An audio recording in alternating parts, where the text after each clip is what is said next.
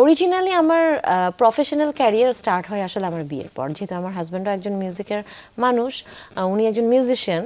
এবার একটু ব্যক্তিগত বিষয়ে জানতে চাচ্ছি, ভাইয়া কেমন আছেন? ভালো আছে আলহামদুলিল্লাহ, আমি ভালো রাখতে পারি। আপনার সন্তান কেমন আছে, সন্তানরা কেমন আছে?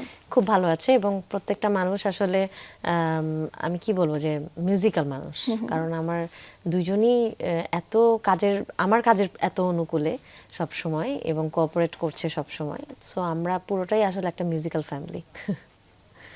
ছোটকাল থেকে তো অনেকেই কম বেশি গান শিখেন, আপনি চাইলে অন্য কিছু হতে পারতেন, এই প্রফেশনটি কেন বেছে নিলেন? আপনি তো লেখাপড়াও করছেন ভালো।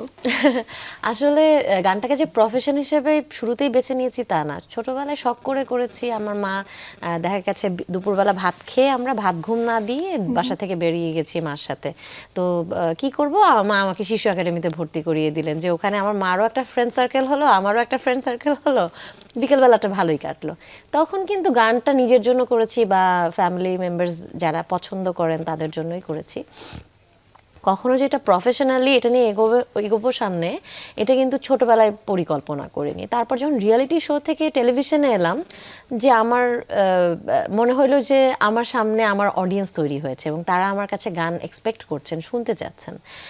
সো ওনাদের কিন্তু ওই তাদের ফিডব্যাকটা নিয়েই কিন্তু আসলে আমার যাত্রাটা শুরু হয়েছে। এবং অরিজিনালি আমার প্রফেশনাল ক্যারিয়ার স্টার্ট হয় আসলে আমার বিয়ের পর, যেহেতু আমার হাজব্যান্ডও একজন মিউজিকের মানুষ, উনি একজন মিউজিশিয়ান। তো উনি আমাকে বললেন যে দেখো, এটা একটা easiest profession for you, because খুব এন্টারটেইনিং একটা প্রফেশন। আর আমাদের মেয়েদের অনেক সময় থাকে না, দুঃখ বিলাসিতা থাকে আমাদের অনেক, তারপরে আমরা একটুতেই অনেক স্যাড হয়ে যাই, দুঃখটাকে এনজয় করি।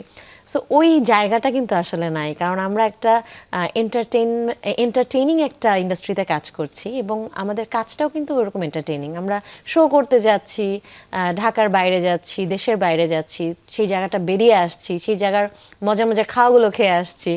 সবাই এত সম্মান দিচ্ছেন, সবাই এত আদর করছেন, মানুষের এই যে ভালোবাসা, আমার কাছে মনে হয়েছে যে হ্যাঁ, আমার হাজব্যান্ডের ডিসিশনটা আসলে একটা বেস্ট ডিসিশন ছিল, যে গানটাকেই আমি আমার ক্যারিয়ার হিসেবে মূলত বিয়ের পরই প্রফেশনালি শুরু করা হয়েছে। একদম তাই।